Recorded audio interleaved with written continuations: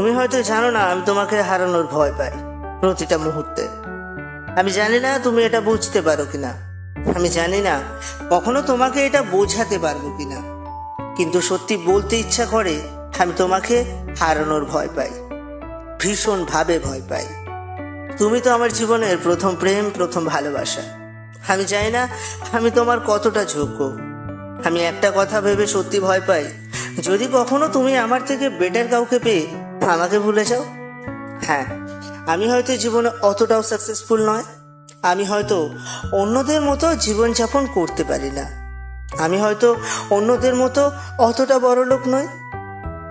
আসলে মধ্যবিত্ত পরিবারের ছেলে মেয়েদের জীবনে যদি হঠাৎ বৃষ্টির মতো প্রেম আসে তাহলে ভয় পায় হারিয়ে ফেলার।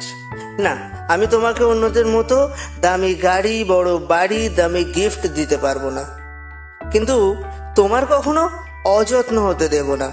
ভালোবাসা দিয়ে সব সময় আগলে রাখবো, তোমাকে তোমার যোগ্য সম্মানটা দেব। আসল কারণটা কি জানো তো? দামি গাড়ি, বড় বাড়ি, দামি গিফট যদি তোমায় কেউ দেয় তাহলে যদি আমায় ছেড়ে দাও, আর এই ভয়টাই তো আমি সব সময় পাই। আর মাত্র এই কয়েকটা দিনেই আমি তোমাকে অনেকটা ভালোবেসে ফেলেছি, অনেকটা জায়গা নিয়ে নিয়েছো তুমি আমার জীবনে।